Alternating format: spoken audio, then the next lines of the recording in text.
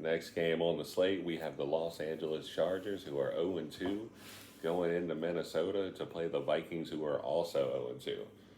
The Vikings are actually a 1-point favorite, so pretty much a pick 'em for these two high-powered offenses and defenses that haven't quite really stopped anybody. So the over/under is actually set at 54. Gage, what do you think about this possible almost elimination matchup for playoff hopes this year? Yeah, you just hit it on the head. I was going to mention that really quickly as well. This is a huge game, must win for both teams. Not a league where you want to be starting off 0-3. I think you can give I don't remember the stat, but you can end up giving that crazy stat on teams that start the season 0-3. Sorry, but yeah, two high-powered offenses. The Chargers, man, too disappointing team. The Chargers are a team that not being coached very well, in my opinion, haven't been for a while. Everybody was excited about Kellen Moore coming in, but for me, as a Cowboys fan, he's not a very defensive-friendly offensive coordinator. He's always pushing the ball down the field, trying to make these big next plays, but it involves a lot of 3 and outs. So Chargers defense just been on the field a ton, giving up a ton of big plays. So like Minnesota in this game, but I think it's going to be a close game. I think looking for a better alt spread or teaser number would be a move here, maybe a +7, +8. But with Eckler out and all that, I do think the Vikings have a good chance of winning this football game. Completely agree with you. Definitely think it's really, you can kind of make a case back and forth either way. You got the Vikings at home, which you love in a pick 'em. The Vikings last week gave up a ton of rush yards, but we don't really think the Chargers can run the rock, like you said, especially with Eckler possibly out. The Chargers defense has been okay except for big plays, but Minnesota will push that ball down the field. Like, you will see some shots to Justin Jefferson. You will see Osborne with some shots. Jordan Addison. Definitely, if they leave the middle open, you got T.J. Hawkinson. Yeah. So I really think going about this, probably the best way to go about it, leaning into what you were talking about, like an alt spread or teaser.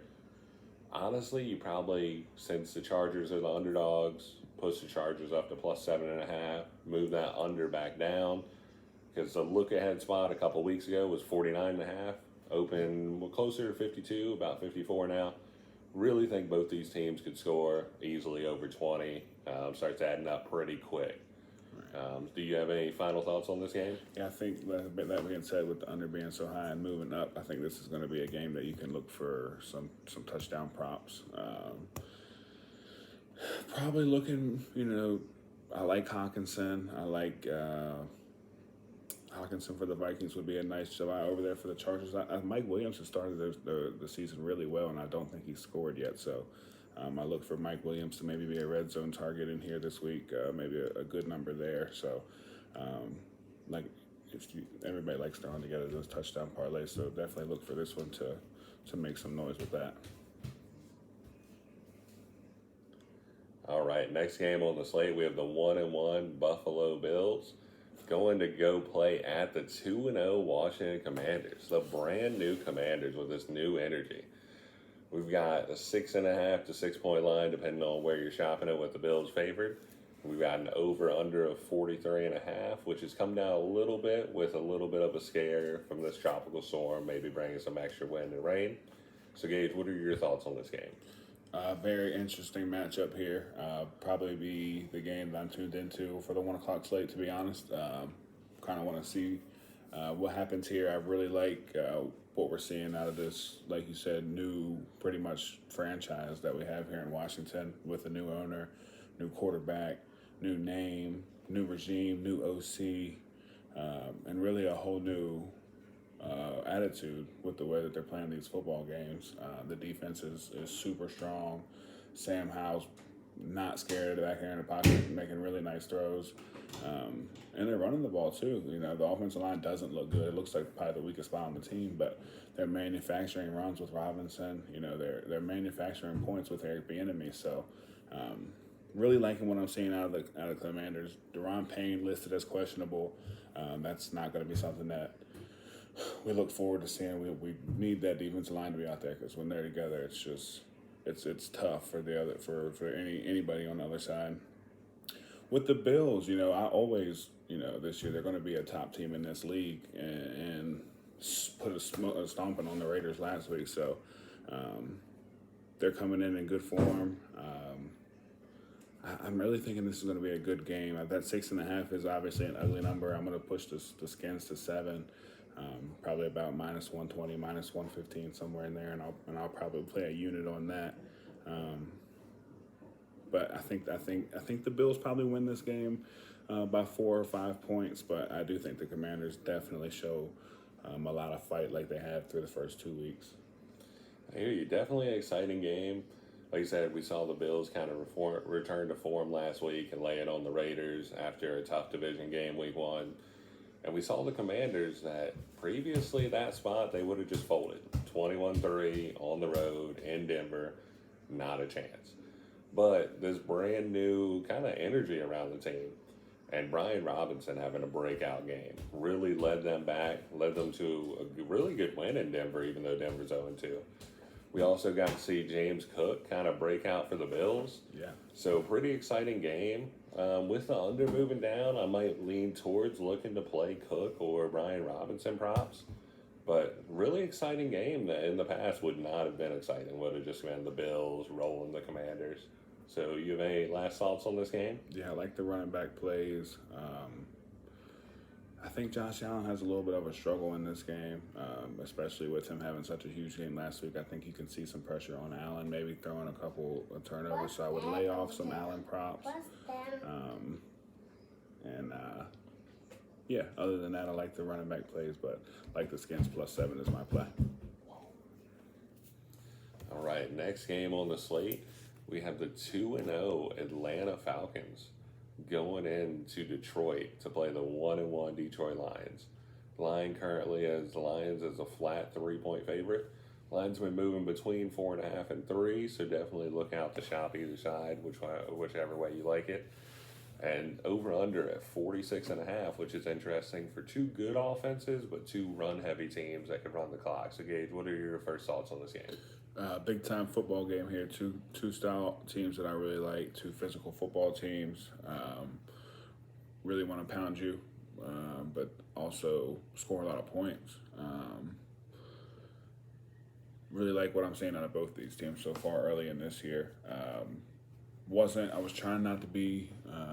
Everybody was all over the Lions preseason. Everybody was really talking how good they were going to be. So I was trying to hold off just a little bit, but they're showing. Everybody loves Dan Campbell and the Lions, and I mean, who doesn't? Yeah. It's kind of the brand new Lions right now. Yeah, they went into Kansas City, make a statement. Last week they, Huge win. That game last week is such a tough game going into Seattle. It's just one of the toughest places to win. They looked really, really solid. Home versus Seattle. It was in Detroit. Oh, it was in Detroit? Still a really good game. Both teams are very good. Even though the Seahawks had a kind of a stinker week 1, that's not a bad loss whatsoever. Yeah. So, really like Atlanta with the points here. I think Arthur Smith's doing a really good job. I don't love what I'm seeing out of Ritter, but the way that offense pounds the rock, 40 rushes a game, the way that defense is playing good football, with Monty being out, and the Lions banged up period. You look at their injury report; it's pretty long. So way more beat up than the Falcons, that's for sure. Yeah, I think with those things considered, I'm leaning Atlanta with the points here. Could see Detroit winning, but definitely with the 3.5, get that 3.5, and I think we could feel pretty comfortable. I completely agree. I think the hook is very important. Yeah. The farther we go that flat 3, and even if we somehow get a -2.5, then I start to lean Lions, even with all the injuries, because I do think Amon-Ra St. Brown's going to play.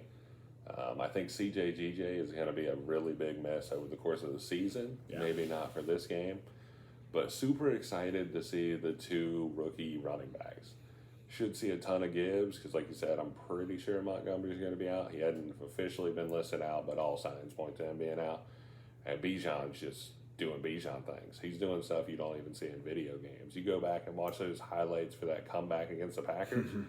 Dude is phenomenal. Yeah, he's crazy. He's doing even more, honestly, than I expected, which was I with agree. his projections, it was almost, I don't know how that's possible. Like I said, he's lighting it up when he was projected to light it up. It's kind of crazy. Don't want to overhype it because it is 2 games, but it's been fun to watch. The other thing I'm very interested in, Desmond Ritter, high school, college, NFL. I don't believe has lost a home game. That's great. But can we see him do it on the road? Can he go into Detroit, where those fans are going to be crazy? Because, like you said, we talked about the energy with the Commanders. The energy is there with the Lions as well. So, do you think Desmond Ritter can go in and play pretty well on the road? To be honest, I don't. I think they're going to try to keep this game away from Ritter. I think he may throw the ball 15 times. Which, to be fair, he runs the ball a decent bit too. So it's not all about him. It's not all about him throwing the ball. It's more about him limiting mistakes, which it is with all these young quarterbacks. I thought he was going to be more of a pocket presence coming out of college with the big body, the big arm, but he's proven to take a little while, which nothing wrong with that. It's all about getting wins, and like we said, this is another team that's 2-0, so they're doing something right. Like I said, I do think that I lean with them 3.5 points, but I'm not going to put the ball in Ritter's hands much. I'm going to let Ritter manage the football game. I'm going to let this run game work, eat this clock up, try to keep that pretty potent Lions offense off the field, and try to get my cover that way. Love that. I also think since this could be a really fun, exciting game, very back and forth, very good game to live bet, you might be able to get both sides as a dog. And honestly, if you want to root for something exciting, take some Gibbs props, take some Bijan props. Definitely with you that if we get that hook, I'm leaning Falcons. I love that 3.5. The farther we get toward 3 and even 2.5, love the Lions. But could be game of the week. Yeah. Could be the most exciting game and will be awesome to watch for going forward. Yeah. All right, next game on the slate, we have the 1-1 Tennessee Titans going into Cleveland to play the 1-1 Browns. Dog pound. And Browns getting to play at home. Unfortunately, they've got the injury to Nick Chubb, which prayers up to Nick Chubb and that recovery. So we got the line at -3.5. It's kind of moved back and forth. Browns are favored by 3.5. Might shock a little bit. Might shock people a little bit because these teams have been even. And we've got the total at over/under at 39.5. So, Gage, what are your first thoughts? These are two teams that I usually like to keep in my bet slips. I like both of these teams. The Titans with Mike Vrabel, always going to be really well coached. Not gonna beat themselves up. Not gonna have a lot of turnovers over there. You're gonna get a heavy dose of Derrick Henry. You pretty much know what you're getting with the Titans. This Browns team, I think, is a little bit of a new look with this defense. All these additions are really gelling really quickly. That defense looks really good. They get after the quarterback. Gave Burrow nightmares, and then last week was the Steelers didn't really do anything. They had that one long play to Pickens. Other than that, 2 defensive touchdowns is how they win that game. Browns, preseason for me, I was really liking them as division winners there, so I'm going to stay strong on them. I'm probably leaning there with 3. If you can get the 2.5, that's awesome. Like the under as well. Love the under. Yeah, going to be a lot of running the football in this game. Jerome Ford stepping in. Got 100 yards out of him last week after Nick Chubb busted the big one, and then even after that was just a good, hard, steady runner. So as much as you miss Chubb with that offensive line, I think the run game still is effective. And the clock just starts running. So and you get Kareem Hunt now, so even though he's a little bit more receiving back, you still get those short passes completed, clock moves. Keeps on running that time now. Yeah, I saw that today. It was confirmed that he will be actually in the lineup for Sunday as well. Stefanski went ahead and said Jerome Ford was definitely the lead feature back, but to expect to see Hunt in the game. So pretty cool to see him getting in the game just 2 or 3 or 4 days after he got signed. So yeah. But a lot of familiarity with that, which makes that pretty easy to imagine he's going to slot right in and at least be pretty decent that first game. Yeah. Also, so to back up what we were talking about, first week you cashed the Titans on the spread against the Saints. I was playing the under. They were both good to us. First week, we were both on Browns money line. Second week, Titans helped us cash again, against the Chargers with coming back and winning, and even though we were playing the spread anyways. So like what you were saying, like both teams have been good to us. Both teams can run the ball, play defense. That Browns defense is looking crazy. Yeah. If you just look at the box score, you see the Steelers scored a bunch of points, but as you mentioned, 2 defensive touchdowns kind of shows that away. Defensive touchdown on the first play of the game. Yeah, yeah. And then we had the Titans that held the Chargers' high-powered offense to 24, which is pretty solid. Like I said, that's a really good offense, and especially holding a team to 24 when they don't turn over the rock is pretty impressive. But this play is a heavy underplay for me. Maybe my favorite play on the board. Typically, I don't like to play unders under 41 since that's the most common final total, but this 39.5, like it feels like it's going to hit. So you got any final thoughts on this game? No, I think that's pretty much it for me. Like I said, these are two teams that I like, so it's kind of hard for me to really pick a side. I lean Browns, love the under, so definitely a fun game, a fun physical football game. Next game on the slate, we've got another pick 'em. We've got the New Orleans Saints, who are 2-0, good start to the year, going into Lambeau to play the Green Bay Packers, who are 1-1 with Jordan Love looking pretty decent. We've got the Packers as a 1-point favorite, and we've got the over-under at 42.5. So, Gage, what are your first thoughts on this game? Got two teams that I think I've got different outlooks on here. Green Bay, we've really seen 7 good quarters of football from. Strong defensively, decent young play out of the quarterback with just a decent number of options around him. Aaron Jones went down, but he's obviously a big time player, and just that offense is doing a lot better than I expected them to do preseason. That fourth quarter last week against Atlanta is not pretty, not what you want out of a team up 13 or up 12, I guess, going into the fourth quarter, and losing that game by 1, getting skunked in the fourth. Jordan Love not completing a pass. Not completing a pass. So, I mean, like I said, 7 good quarters of football there versus the 1 bad, but you're 1-1. Then you go over here to the Saints, who are 2-0 in 2 games that I haven't been super impressed with. I think they're being blessed this year with a really nice schedule. The NFC South is not super strong. So, as a 2-0 team, I don't think they're super strong. I like Green Bay here in this game. Like in the -1, I'd probably end up leaning there. I like the under 42.5 as well in this game. Neither team really lighting it up, and both defenses relatively strong. I definitely think that's the strong suit of the Saints. I don't like Dennis Allen, Derek Carr combo. That's a little bit, the jury's still out on that. It's obviously still early in the 2 games into Derek Carr with the Saints, but just not a huge fan of Derek Carr. But 2 wins is 2 wins, and 2-0 is 2-0. So they're obviously a team that you can't look past. But I do like Packers here. I hear that. Like you said, like nobody in the NFL is going to complain about a win. You're not going to hear that at all. For us, we look a little bit deeper into it because it kind of helps us predict, what we think is going to happen, whether a team's going to fall back to the pack, continue. Definitely a really even matchup. I think it's pretty important here that this is actually going to be the Packers' first home game of the year. So they were able to beat the Bears, and like you said, for 3 quarters, we're up 12 on the Falcons, who have looked better than expected as well. Really good coach there. So I think this really good team, I think the Packers are looking like a lot better team than we thought they would. Yeah. Really got to watch the injury report. This could be crucial if Aaron Jones comes back, if Christian Watson comes back for this game.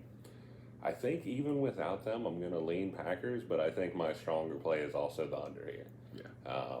I could see this being a real sweat. Like I said, I could see this ending at 40, 41, 42, but I think at under 42.5, that's kind of the move. So do you have any last thoughts on this game? No, I think that's pretty much it. Lean Packers, lean under, and look for a strong interconference matchup that will probably come down to right there tight to the end. All right, our next game on the slate is the divisional matchup. We've got the 0-2 Texans heading into the 1-1 Jaguars.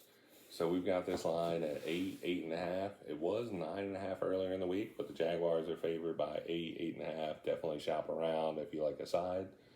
And the total at 44.5. So Gage, what are your first thoughts? First thoughts are Jacksonville a little disappointing last week with KC. That offense, I really liked the offense, but got shut down by what a KC defense that's really playing well. Need to see a little bit more out of Trevor Lawrence. We love Trevor Lawrence. I do. I'm a big fan of Trevor's, but he's got to be great. Going to be great, but he's got to be a little bit more consistent. I love his connection with Calvin Ridley early. Calvin Ridley playing great football. Travis Etienne doesn't look bad. The defense is pretty, solid, definitely solid. The Texans, on the other hand, we're getting some solid play out of C.J. Stroud. A little bit of a stat pattern here in these games when he's getting down a little bit, but good to see at least some early success there. Don't have a ton in this game. Before I get into kind of what I have, what are your thoughts on Ridley being able to just be out a full year and come back and just hit the ground running as well as he has? Definitely impressive. And I think we kind of could have maybe predicted that a little bit because I definitely think with it not being an injury, with it being the suspension, that was also a little bit but I guess he was injured and then got suspended during his injury. So I guess it's a little bit of both. So it's a little bit of a weird story there. But you could definitely think that he was going to have a chip on his shoulder with probably he didn't think he deserved a year, I'm sure. And then coming in and getting with the new team and getting a nice contract. I think I'm glad to see it at least. Absolutely, because he was a beast in Atlanta. Mm-hmm. So really, really cool to see. Like what you were talking about, not going to have a ton in this game. Really don't like either side of this over-under divisional game. Kind of scares me with that. Even though we did see a high-scoring game in the Colts-Texans, which leads me to believe this could be one. Really, the only thing is, at 9.5, I start to like the Texans because a divisional game, if you're going to give me points, a lot of the time I'm going to take them. Yeah. Really, the only other thing to talk about is we had a big game out of Nico Collins. Want to see more of that. We've seen a ton of targets to Tank Dell, so would love to see Tank Dell get rolling. Yeah, almost forgot to mention that, but scooped up Tank Dell on the waiver wire. Everybody's getting scooped up quick in this league. Had to go in there and see if I could luckily grab Tank. You love to grab somebody that's getting a big target share. Mm-hmm. Even if they don't have the numbers yet, if they're getting the looks, you love that volume look. Especially with a young rookie quarterback, easy to... Absolutely. He doesn't have a lot of connections with anybody out there, so, get in there quick with a young guy and you can get a lot of targets, like you said. Absolutely. Also would love to see Dameon Pierce get going. Like I said, if you had to play a side, I kind of lean Texans. Jaguars, they covered week 1 against the Colts, and then last week 17-9, kind of a weird game in KC. Like we were mentioning about that KC defense with Chris Jones looking better than anybody thought. Yeah, without Chris Jones. Definitely leaning Texans here. They almost got the backdoor cover last week against the Colts, which unfortunately both you and I were on Texans money line. So maybe we're a little bit biased, and maybe I'm trying to get my look back. But not the most exciting game on the schedule, but always love a good divisional matchup. Yeah, I think I like that Texans with points now that you're talking it. Next game on the slate, we have the 0-2 Denver Broncos after blowing a 21-3 lead, going to Miami to play on the 2-0 Dolphins. Good start to the year. A little bit lackluster against the Patriots, but overall 2-0, you really like. This is a 6.5 point line, which just screams Vegas saying, hey, just take the Dolphins there 2-0 by 7 points. Yeah. And then the over-under is actually at 48, which we did get a very high-scoring game between that Broncos-Commanders, so line might be a little bit inflated since the Broncos' defense is usually pretty good. But yeah, the Broncos unit that we kind of stayed with a lot last year. We did. We rode them a lot last year. They were, obviously a top 3 unit. This game is.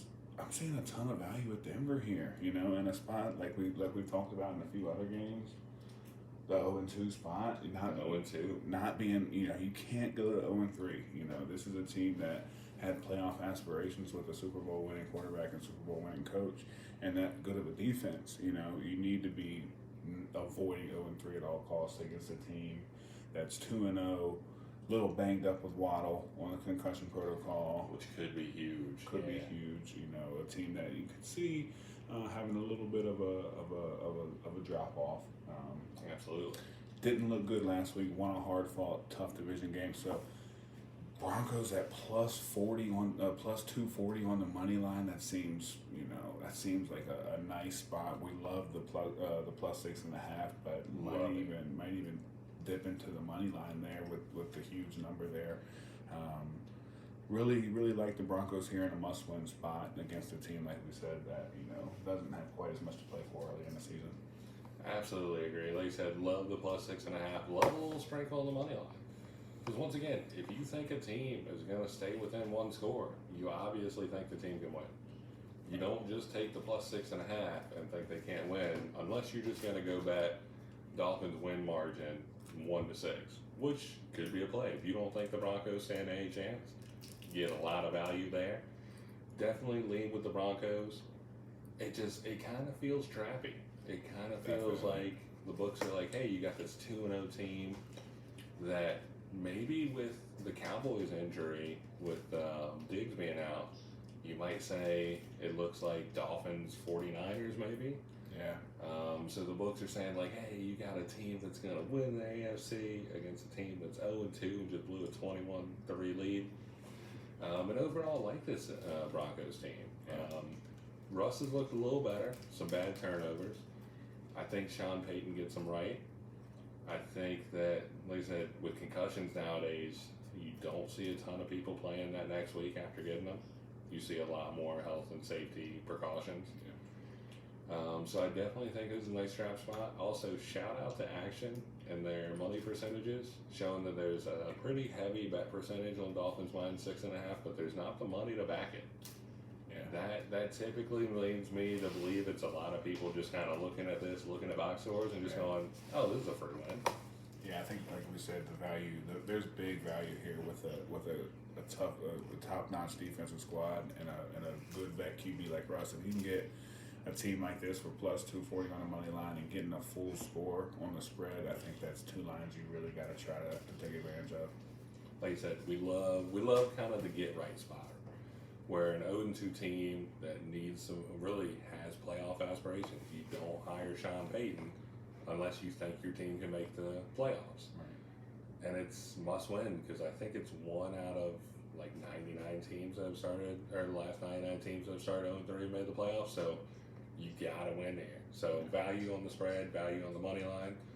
We could look like idiots. We definitely jumped on the Pats last week against the Dolphins, and the Pats really could have came back and won that. So we're gonna kind of double down and go Broncos here again. And once again, the Dolphins might just leave us with some egg on our face, but that's how it goes betting. Next game on the slate, we've got the 1-1 Indianapolis Colts coming off a big division win against the Texans, going into Baltimore to play the 2-0 Ravens. So line is 8.5, depending on where you're looking at it, with the Ravens favored. And then that total is actually under 44. So we've got a decent number for the total, and I feel like the spread's about right. We've got Anthony Richardson out and Ryan Kelly out for the Colts, so we've got Gardner Minshew. What are your first thoughts on this game? Kind of a fun little game here. Ravens looking like one of the best teams in football. Always such a strong unit. With that's what you get when you get a coach that stays with the team for that many years and they start developing a rapport. They finally got some weapons around Lamar. They look really, really good. They're one of my favorites out of the AFC right now. I know I mentioned that I had the Browns winning that division earlier. I think those are the two teams that are going to be fighting there at the end for that division. I think they both make the playoffs, and I think the Ravens are a real chance at a Super Bowl this year. With that being said, the Colts have a lot of value this week. With Minshew playing, just like with Carolina and Dalton playing, we definitely know that the young quarterbacks are the future here. But when it comes to winning right now and keeping the games close right now, we like the veteran presence. So With that being said, I do think Minshew only had like 4 incompletions last week. So Minshew leading this team has kind of made them look pretty nice. I mean, like I said, and especially when you're getting 8 points, if you're going to get somebody that's able to come in, keep the offense moving, not take negative plays, you're going to have a really good chance to cover that. The only hesitation with that line is the Ravens are always fantastic at covering big spreads, it feels like. Don't have the official number for that, but with what you were talking about with with Harbaugh, like always being ready, his teams are always ready to go. That's kind of why they had that long preseason win streak that happened to end. And the Ravens always are a good, well-run organization. always. So you get a little bit scared because they do cover those spreads with regularity that other teams don't. But I like what you were talking about with Minshew kind of being maybe a better cover right now, even though we know Richardson's the future. So, like, what I think you had mentioned that in a prior game breakdown, the win margin. I think this is honestly a nice spot for that. I think the Ravens are, going to win this football game, in my opinion. But I do love the Colts to cover the 8.5. So, Ravens to win by 1-6, Ravens to win by 2-8, somewhere in there. I don't know what exactly books have, but this is a play for that to maybe get a little bit more value on a heavy favorite. I think you could honestly get plus money on Ravens 1-6 and take Ravens 7-13. Right. And that's kind of another way of playing the teaser. I know it's going to become a running joke of how much we talk about teasing the game up. Yeah. But it's kind of a safer play because you don't believe in the Colts, but the Ravens, you definitely believe in the win.